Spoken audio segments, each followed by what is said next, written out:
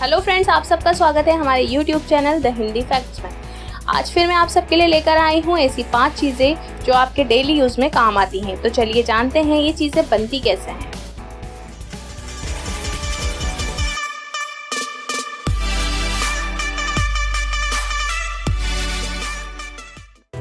Light bulb making. जैसा कि आप सब जानते हैं कि लाइट बल्ब हर घर को रोशन करने का काम करते हैं और आपके मन में ये सवाल तो ज़रूर आता होगा कि इतने नाजुक कांच के बल्ब को आखिर बनाया कैसे जाता है।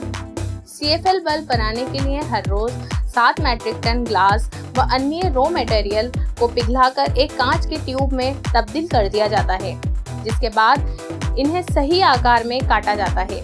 अब 1000 सेल्सियस पर गैस बर्नर से इन ट्यूब्स के एंड को स्मूथ कर दिया जाता है। बाद में इस ट्यूब को CFL बल्ब का आकार दिया जाता है। इसके लिए पहले इन्हें गर्म किया जाता है, फिर सांचे में डालकर इन्हें घुमाया जाता है। अब इनमें एक लिक्विड भरा जाता है जिसे टाइटेनियम डाइऑक्साइड कहा जाता है। इसी वजह से ये बल्ब कम बिजली में ज्यादा रोशनी देते हैं। जिसके बाद इसमें फास्फोरस भरा जाता है और इन्हें रोटेटर में डाला जाता है, जो एक्स्ट्रा फास्फोरस को बाहर निकाल देता है। अब इन्हें एक कन्वेयर में डाला जाता है जो इन्हें हीटर पर से निकालता है, जो बाद में इन्हें ठंडा कर देता है।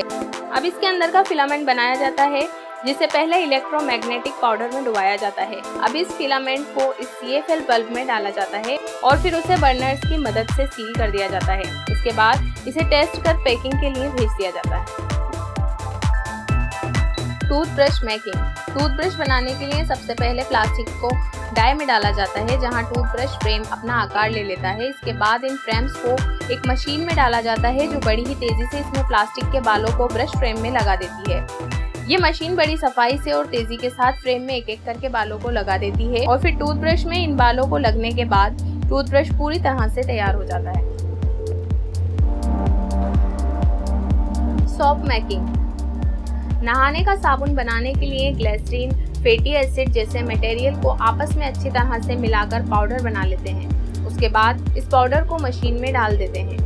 फिर ये मशीन अपने अंदर लगी प्रेस की सहायता से साबुन को आकार देकर निकाल देती है।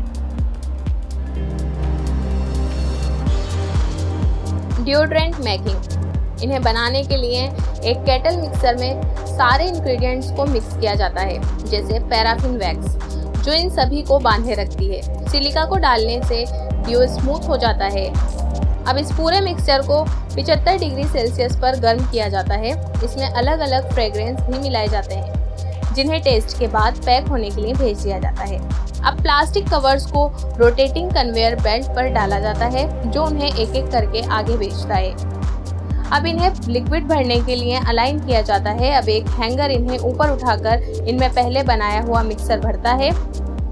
अब इन्हें ठंडा किया जाता है। कुछ घंटे ठंडा करने के बाद उन पर फिर से टेस्ट किया जाता है।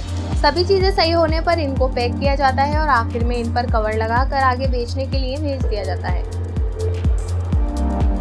Sugar making. सबसे पहले गन्नों को हार्वेस्टर की मदद से खेत से काटकर फैक्ट्री लाया जाता है। यहाँ पर इन गन्नों को छोटे छोटे टुकड़ों में काटकर अच्छी तरह से साफ किया जाता है। फिर इन्हें एक क्रशर में डाला जाता है, जो गन्नों को मसलकर बारीक टुकड़ों में काट देता है। अब एक कन्वेयर की मदद से इन्हें अगले क्रशर में डाला जाता है। यहाँ पर इन गन्नों को हाई प्रेशर पर दबाकर उनका रस निकाल लिया जाता है, लेकिन इस जूस में काफ़ी अशुद्धियाँ होती हैं।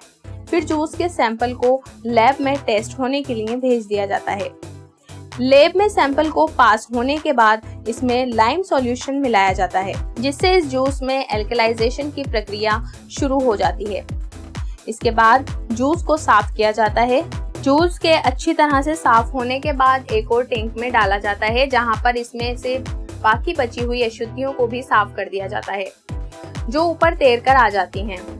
अब इन्हें एक बड़ी सी मशीन में डालकर गर्म किया जाता है। अब एक वर्कर सैंपल लेकर जूस में पानी की मात्रा की जांच करता है, जितनी की क्रिस्टल बनने में जरूरी हो। अब ये जूस पेस्ट की शक्ल ले लेता है। इसके बाद इसे क्रिस्टलाइज करने के लिए मशीन में डाला जाता है, जिसमें एक रोलर तेजी से घूम रहा होता है। अब शुगर क्रिस्टल पर पानी से स्प्रे कर अच्छी तरह से धो लिया जाता है। पानी सूखने के बाद शुगर क्रिस्टल को निकाल दिया जाता है। इसके बाद शुगर अपने रूप में आ जाती है। इन क्रिस्टल को इस प्रकार बनाने के लिए इन्हें ब्लीच किया जाता है। इसके लिए इन क्रिस्टल को इन बड़े बड़े ड्रायर्स में डालकर गर्म हवा प्रवाहित की जाती है। अब इन शुगर क्रिस्टल को बड़े बड़े थैलों में डालकर पैकिंग करके भेज दिया जाता है। तो फ्रेंड्स, आपको वीडियो पसंद आई हो तो इस वीडियो को लाइक करें, शेयर करें और कमेंट करके बताएं कि आपको बेस्ट पार्ट कौन सा लगा। और चैनल को सब्सक्राइब कर बेल आइकन ज़रूर दबा देना ताकि आप मेरी आने वाली कोई भी वीडियो मिस ना कर पाएं। Thanks for watching this video.